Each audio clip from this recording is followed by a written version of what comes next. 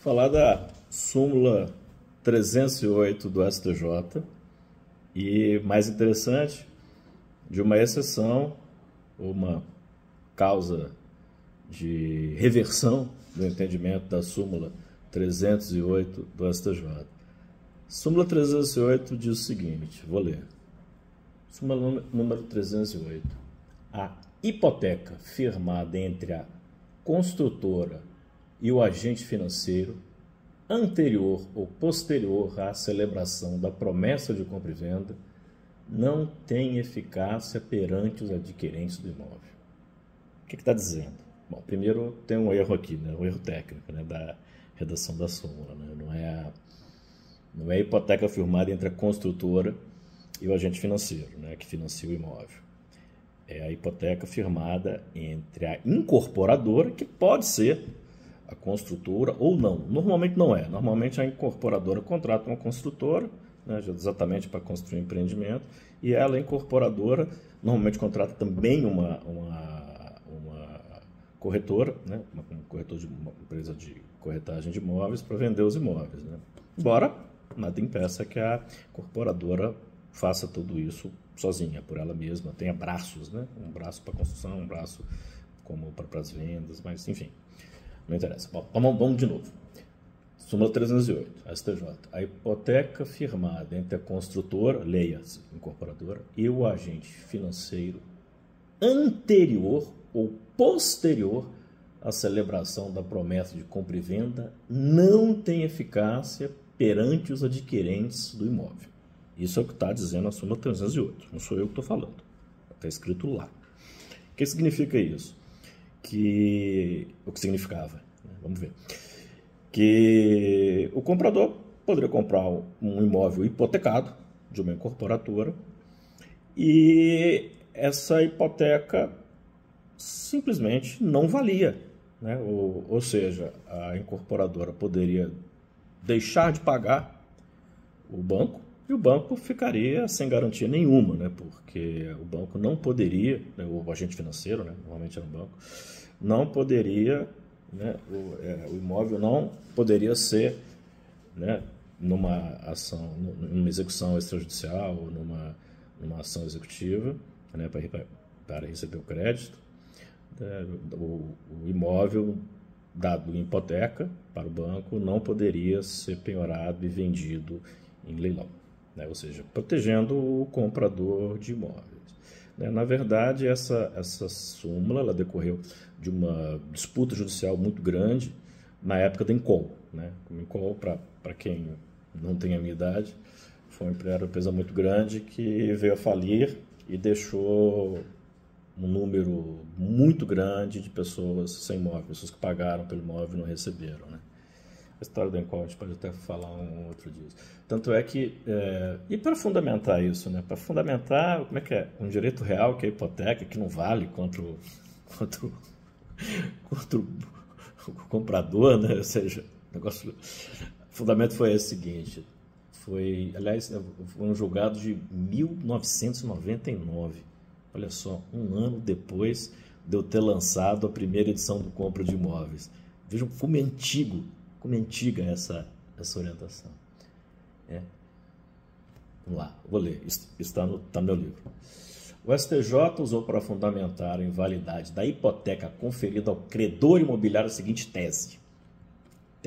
Agora eu vou transcrever um pedaço do voto condutor que deu origem à súmula 308. Regras gerais sobre a hipoteca não se aplicam no caso de edificações financiadas por agentes imobiliários integrantes do sistema financeiro da habitação. Foi isso. Porquanto estes sabem que as unidades a serem construídas serão alienadas a terceiro. Claro, né? Mas aí qualquer imóvel, né, que está sendo construído vai ser alienado a terceiro, salvo se a incorporadora quiser ficar com o imóvel ela mesma para alugar. O que está começando a acontecer no Brasil nos dias de hoje, mas não era muito incomum ou não acontecia naquela época. Vamos lá. Voltando. Fundamento do STJ em 1999 que deu origem à súmula 308.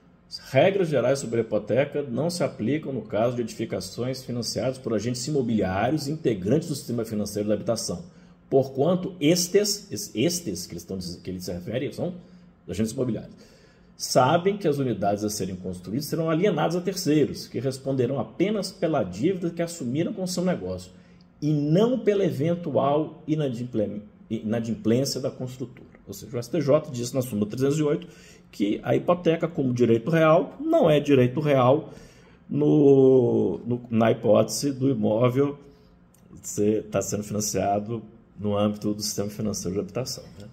Bom, o STJ decidiu, está decidido. Aí, né, vem a parte mais interessante. Né?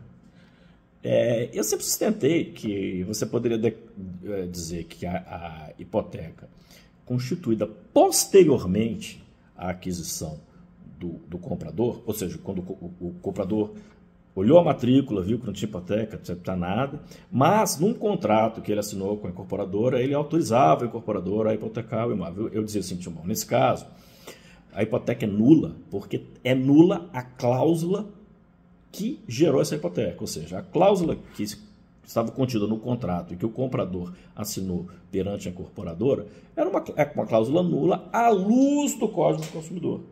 Porque a relação do comprador com a hipoteca, a relação do comprador com a incorporadora é uma relação de consumo, evidente. Né? A incorporadora é uma fornecedora e o comprador é um consumidor à luz do Código do Consumidor. Então, uma cláusula leonina, essa cláusula que dá manifesta vantagem à incorporadora, ela é inválida. Então, nesse caso, para mim parece óbvio, e acho que para qualquer pessoa de bom senso é óbvio, que nem sempre, né? O judiciário tem bom senso, mas enfim. Então, essa hipoteca é nula. Agora vamos para a parte que interessa, né? Por que as incorporadoras e os bancos continuaram usando a hipoteca? Né? É o seguinte,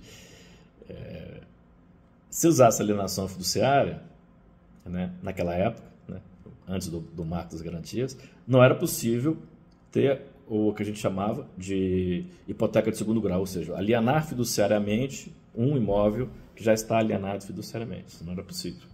Hoje, depois do marco das garantias, já é possível. Mas o interessante é que depois de quase 20 anos da súmula 308, na realidade, né, mais tempo, né, como a gente viu, né, já tinha julgado lá no século passado, né, quase 20 anos, a quarta turma do STJ, no dia 3 de setembro de 2024, julgamento do recurso especial número... Deixa eu ter um número aqui, está no livro, depois vocês veem no livro. O relator ministro Antônio Carlos Ferreira proferiu o voto no sentido que não deveria ser aplicada a súmula 308 no STJ na hipótese de alienação fiduciária, ou seja, a regra que valia para a hipoteca, ou seja, que dizia que a hipoteca não valia como direito real, em um caso de alienação fiduciária, passaria a valer. Né? E veja de forma cirúrgica como o ministro Antônio Carlos Ferreira acertou. Né? A súmula do STJ criou uma exceção à regra geral do direito imobiliário sobre a prioridade registral. Prioridade registral, veja como é que ele acerta, né, no princípio. Né? Porque, veja, o camarada da prioridade registral diz respeito a quem registrou primeiro tem a prioridade, né, como o nome está dizendo. Ao afirmar que a hipoteca celebrada entre a incorporadora e a instituição financeira não teria eficácia sobre os adquirentes, ou seja, os adquirentes que registraram a compra depois da hipoteca, né, que conseguiram crédito por intermédio do sistema financeiro de habitação. Ou seja, violou aí, né, ele reconhece que violou a regra geral do imobiliário sobre prioridade registral, que está na lei de registros públicos, né, além, é claro, de dizer que um direito real não vale. Né. Esse julgamento foi finalizado em 1º de abril de 2024. 1º de abril. Né? E uma manifestação que merece destaque pela lucidez do ministro João Otávio de Noronha. Vou ler o que ele disse. Os tribunais brasileiros me deixam em constante estado de perplexidade. O legislador cria uma garantia para não valer. Já avacalhamos o Instituto do Penhor, já avacalhamos o Instituto da Hipoteca, que é a garantia que não vale. Agora vamos avacalhar o último instituto? É inacreditável que a gente possa ir para frente, falar de segurança jurídica, em aumentar a construção civil no Brasil com esse tipo de lei que inibe investimento. E por que não tem investimento? Porque nós não oferecemos garantias para que o capital, seja nacional ou estrangeiro, seja investido. Não vamos estragar o que é bom e que funciona, que é a alienação fiduciária. Foi o que falou o ministro João Otávio de Noronha nesse julgamento. Veja que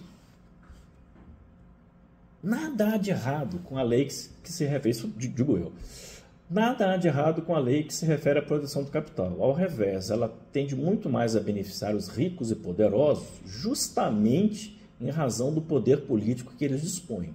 Errado está a violação textual da lei e de institutos jurídicos consagrados.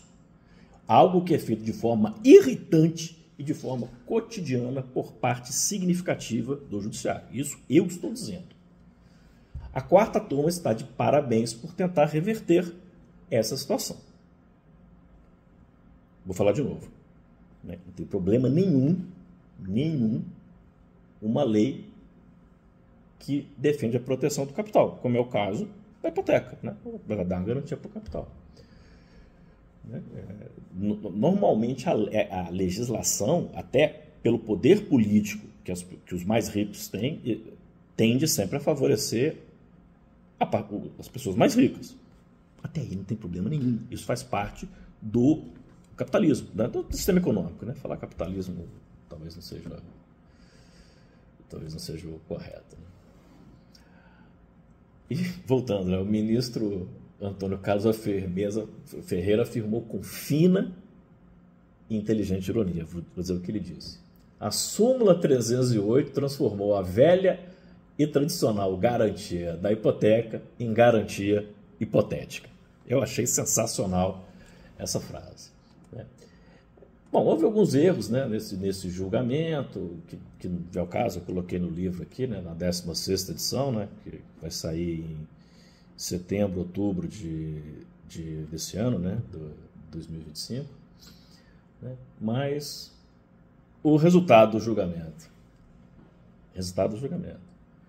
Não deve ser aplicado, por analogia, o entendimento firmado na súmula 308 do STJ aos casos envolvendo garantia real por alienação fiduciária. Ou seja, súmula 308 não vale em caso de alienação fiduciária.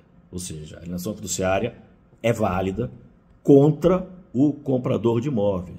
Portanto, comprador de imóveis que for adquirir um imóvel que está alienado fiduciariamente para uma instituição financeira, e aí, né, de acordo agora com a lei que estabeleceu o novo marco das garantias, vai ser possível ter uma segunda alienação fiduciária, né, porque ele comprador, né, ele vai dar o imóvel que não é dele, né, ele vai dar o que nós chamamos de direito superveniente, vai dar direito superveniente, né, que ele seria como muita gente chama de, né, aquisição de propriedade com efeito suspensivo, enfim, o direito que ele vai ter, né? O direito que ele vai ter a ser proprietário do imóvel. Né?